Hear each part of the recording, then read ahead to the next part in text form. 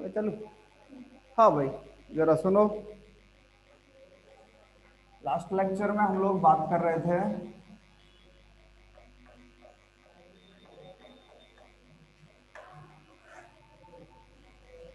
Alpha beta और gamma means radio active decay के बारे में हमारी बात हुई थी।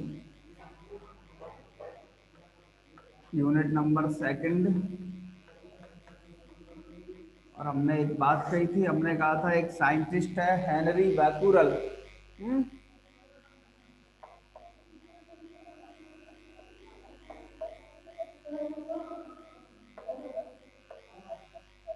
और इस हेनरी बैकुरल ने क्या किया, यूरेनियम का एक पार्टिकल लिया, उस यूरेनियम पार्टिकल को फोटोग्राफिक प्लेट के पास रखा।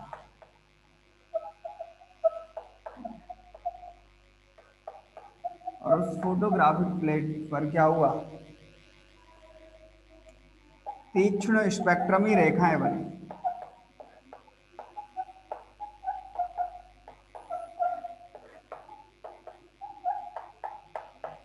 और ये जो तीक्ष्ण स्पेक्ट्रमी जो रेखाएं हैं, स्पेक्ट्रल, हाँ यूनिट सेकंड के बारे में हमारी बात चल रही है। ये जो तीक्ष्ण स्पेक्ट्रमी जो रेखाएं हमारे पास बनी, उसके बेसिस पर उसने आइडिया लगाया कि ये जो पार्टिकल है ये कैसा है, ये रेडियो एक्टिव पार्टिकल है। मीन्स इससे क्या निकलता है, ये एक रेडियो एक्टिव एलिमेंट है और इससे क्या निकलते हैं, रेडिएशन निकलता है, विकिरण निकलता है।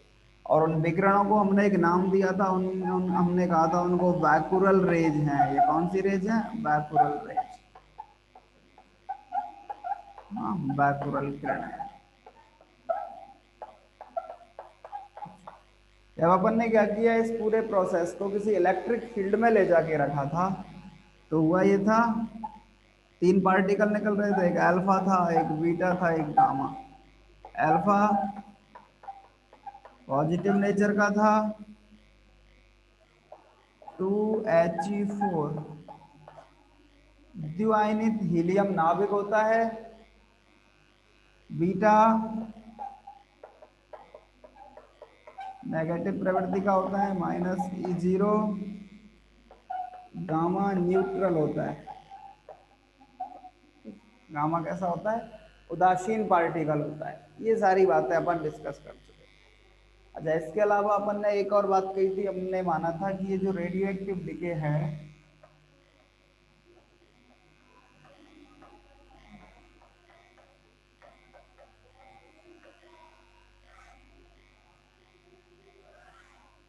इसमें सिंपली एक तो अल्फा डिके होता है,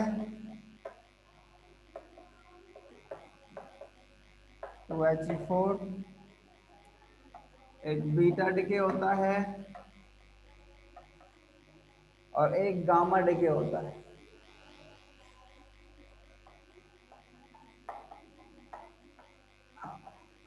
अल्फा डिके सिंपल सा है, इसमें ज़्यादा कुछ नहीं है, डिटेल में बात करेंगे। बीटा डिके अपने पास तीन तरीके का होता है। एक होता है बीटा प्लस डिके, सबसे पहले बीटा माइनस डिके होता है। तो वैलिड जो बीटा डिके है वो बीटा माइनस डिके है। एक होता है बीटा प्लस डिके, और थर्ड होता है इलेक्ट्रॉन कैप्चर।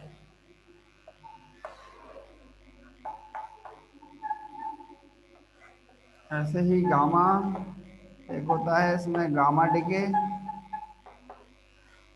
एक होता है इंटरनल कन्वर्जन, आंतरिक रूपांतरण, और एक होता है एक्सटर्नल कन्वर्जन, बाह्य रूपांतरण।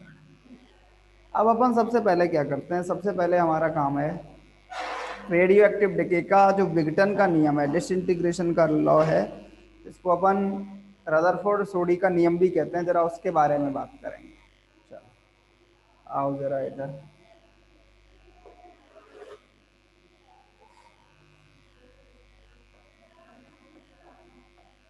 रेडियो एक्टिव डिके का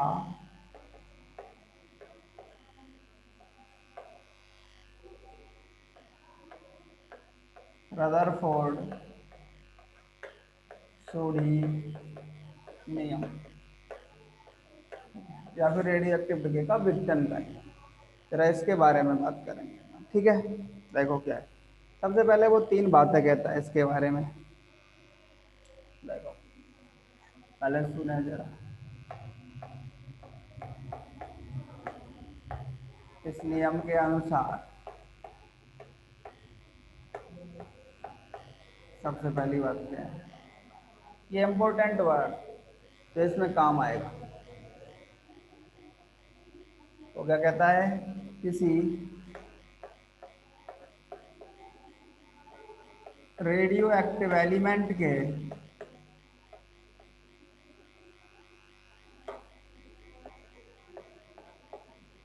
सभी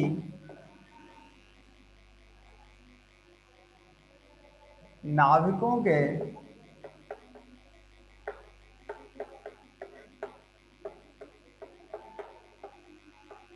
डिके होने की, किसी रेडियो एक्टिव एलिमेंट के सभी नाविकों के डिके होने की प्रोबेबिलिटी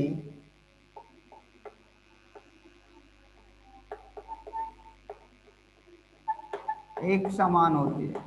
एक बार मीन्स सारे के सारे, ऐसा कुछ फिक्स नहीं है कि भाई यही वाला नाविक डिके होगा, सारे के सारे नाविक क्या होंगे, डिके होंगे, ठीक है।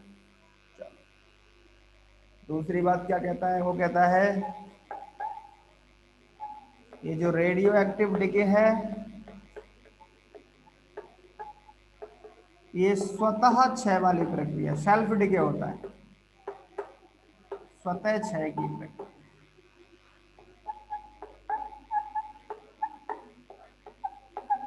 ठीक है। ये क्या होता है, ये सेल्फ डिके होता है। इसमें क्या होता है, इसमें भारी नाविक हैवी न्यूक्लियस क्षय होकर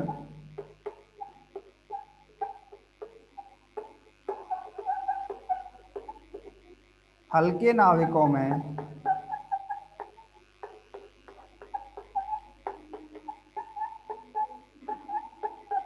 परिवर्तित होता है। अच्छा, एक तीसरा काम और होता है इसमें,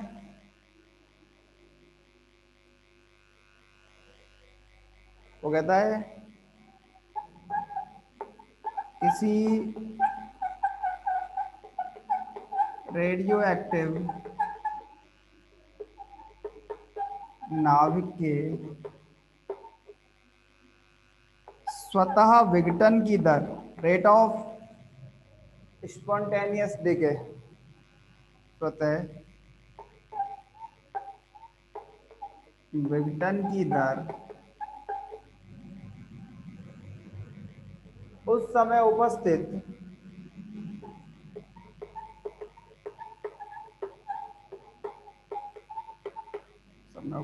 सक्रिय नाविकों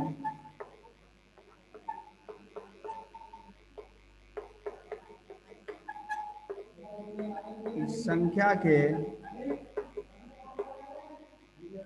समानुपाती होता है।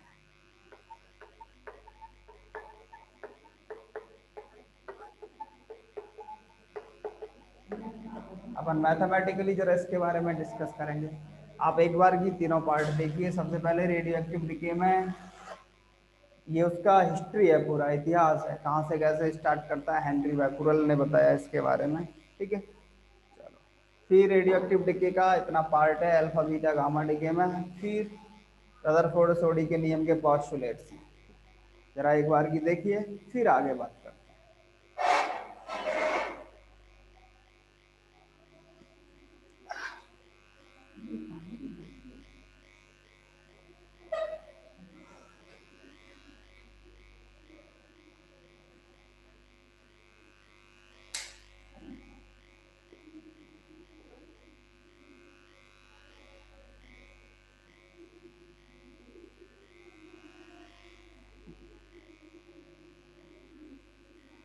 सुनो आगे।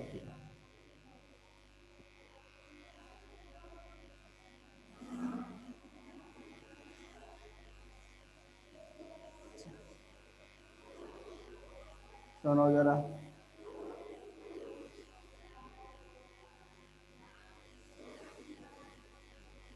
क्या कहता है मैथमेटिकली।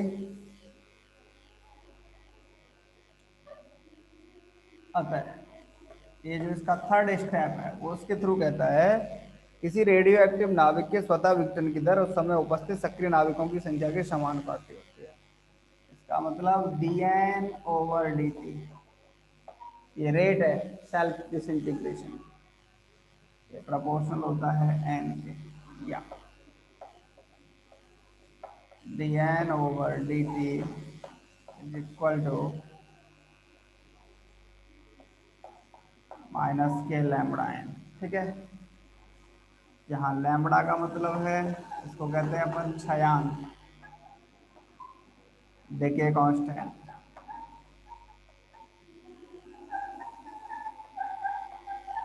लैम्बडा को क्या कहते हैं, देखिए कांस्टेंट कहते हैं, ये छयांक है। और माइनस चिन्ह का मतलब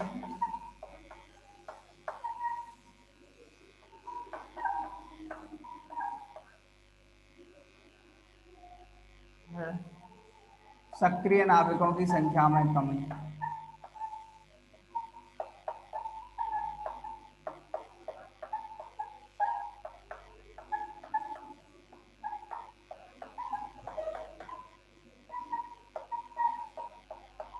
अच्छा, अपन क्या करते हैं, अपन इसको थोड़ा सा और एडजस्ट कर लेते हैं। अपन क्या करते हैं, इसको लिख लेते हैं dN/n equal to minus K lambda T, समाकलन कर दो।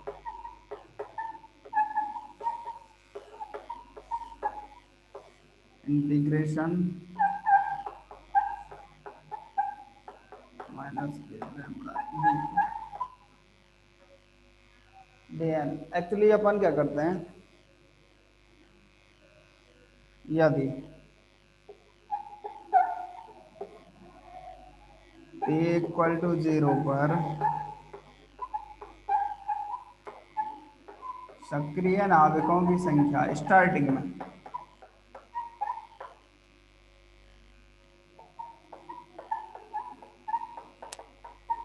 n0 हो, मान लेते हैं कि t इक्वल टू 0 पर सक्रिय नाभिकों की संख्या क्या है, n0। ये अपन ऐसा मान के चलते हैं। इसका मतलब अगर अपन कंडीशन लगाएं तो इंटीग्रेशन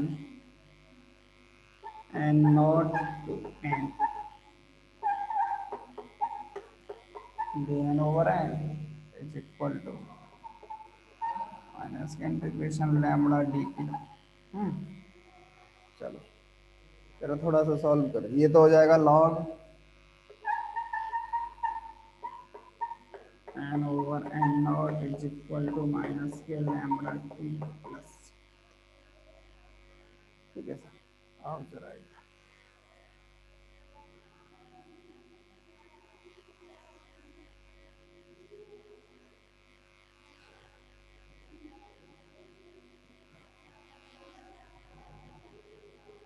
तो देखो, eight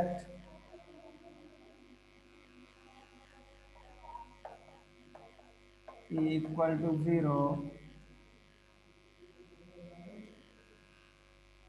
C equal to log, या फिर आप इसको ऐसा करो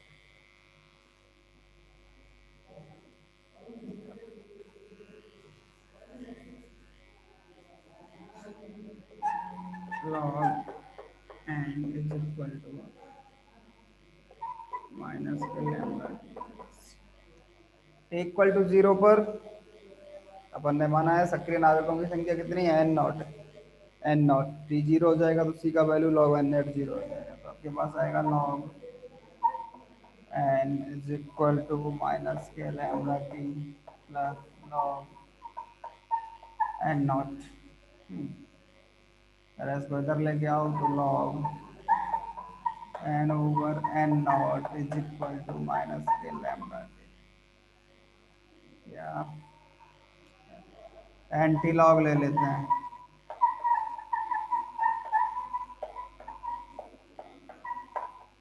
एंटी लॉग लोगे तो क्या आएगा, n/n0 is equal to e की power minus K lambda T. इसका मतलब n equal to n0 e की पावर माइनस, इसका मीनिंग ये जो n है ये सक्रिय नाविकों की संख्या है।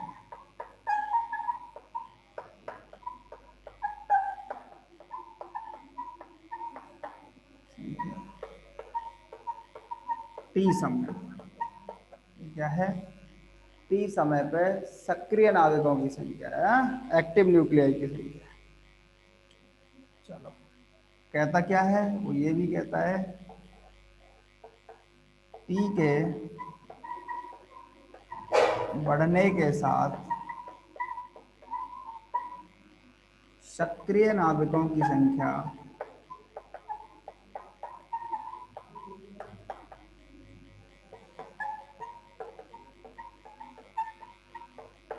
चरघातांकी रूप से घटती है।